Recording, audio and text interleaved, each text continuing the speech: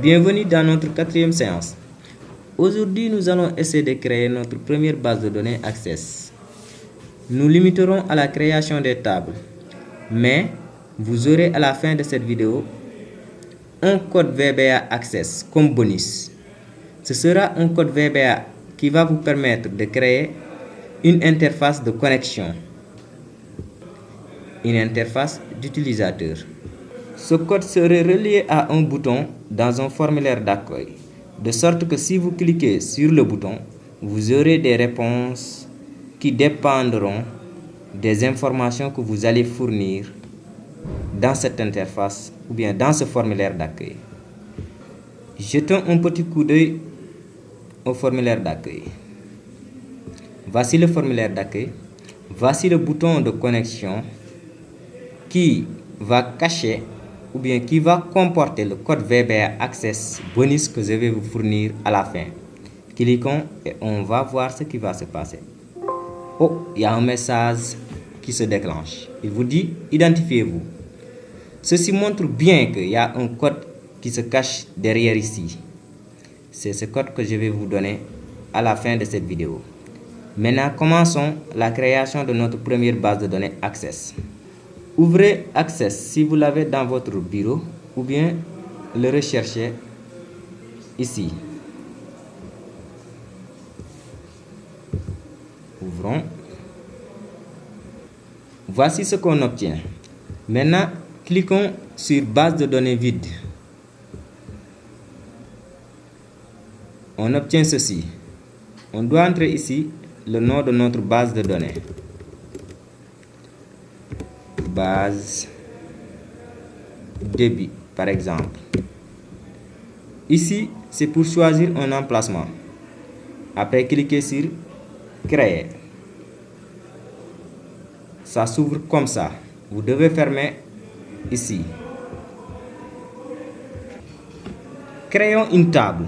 Comment créer une table? Allez dans l'onglet, plutôt dans le ruban, dans l'onglet créer, choisir création de table. On obtient ceci.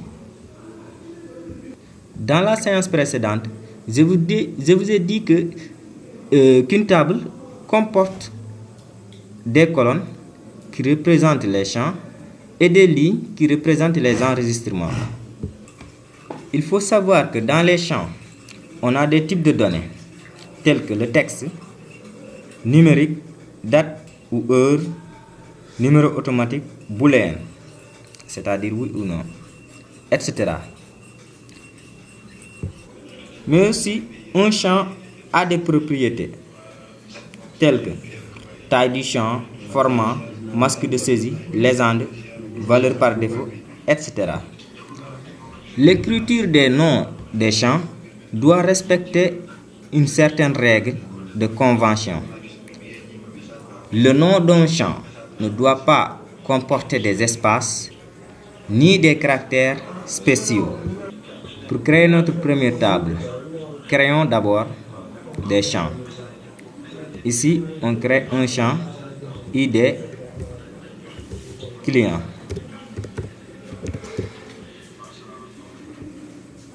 Type de données, on choisit numéro automatique. Nous voulons créer une table de clients.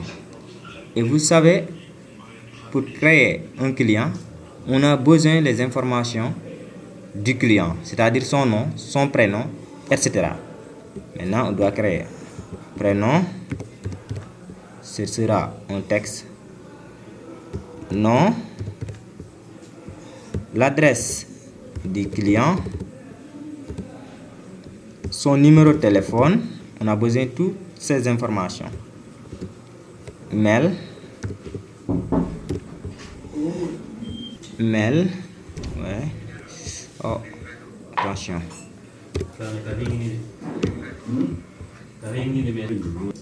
Maintenant, ce qui reste, il faut mettre une clé primaire dans notre table. Comment mettre une clé primaire?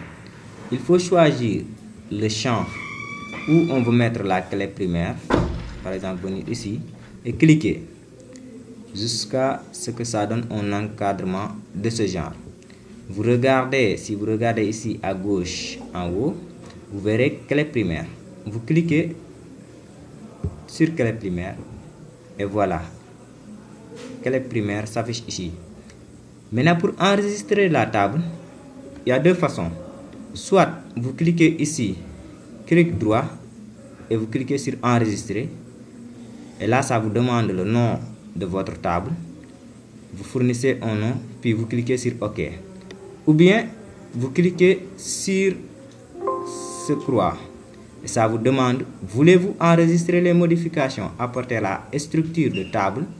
Pour l'instant, il y a un nom défini. Par défaut, table 1. Vous cliquez sur oui, ça vous demande de donner un nom. Par exemple, nous donnons nom de table comme T client. T client plutôt.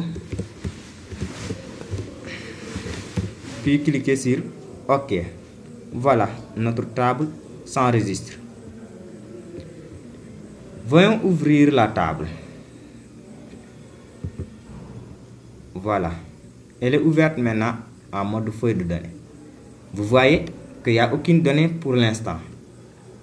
Mais vous voyez ici, dans ID client, il a mis plutôt, il y a un texte qui est mis dedans.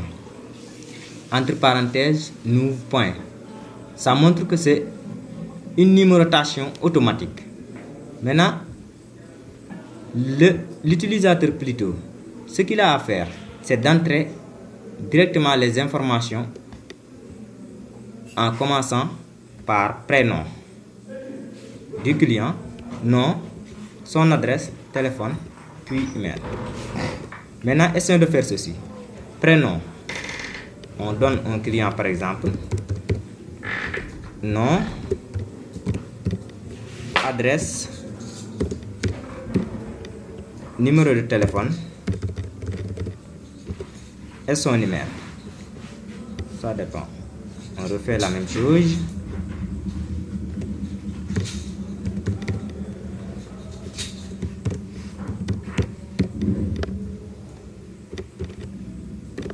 Adresse, on met la même chose. Et ici, numéro de téléphone. Voyez. C'est bon. Maintenant, pour enregistrer ceci, il suffit juste de cliquer sur le croix ou venir ici, cliquer, faire clic droit et cliquer sur enregistrer. Ça s'enregistre directement. Mais ici, nous voyons qu'il y a certaines propriétés qu'on n'a pas bien obtenues. C'est-à-dire que la saisie du numéro de téléphone, on peut mettre de n'importe quoi. Vous voyez? L'email aussi, même chose. On peut mettre de n'importe quoi. Et toutes ces choses-là sont réglables. On peut les régler. Ce sont des propriétés de champ. On les règle en choisissant une masque de saisie. Plutôt un masque de saisie. Ouais.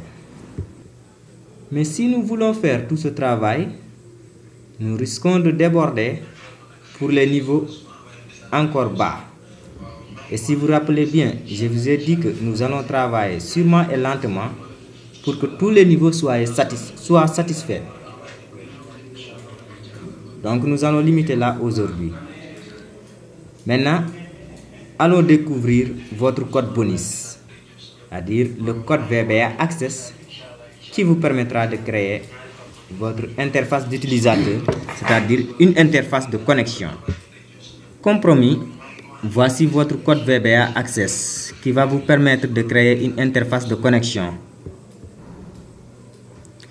Je vais défiler pour que vous ayez un aperçu total sur le code.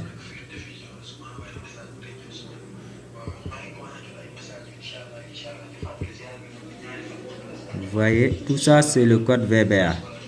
Mais est-ce qu'avoir un code VBA Access seulement suffit? Non. Donc je vais vous donner un exemple qui va vous permettre de savoir comment créer l'interface d'utilisateur. J'ouvre à nouveau mon formulaire d'accueil, vous voyez. Maintenant, cette fois, je l'amène en mode création. Pour cela, je clique ici, clic droit, je clique sur mode de création.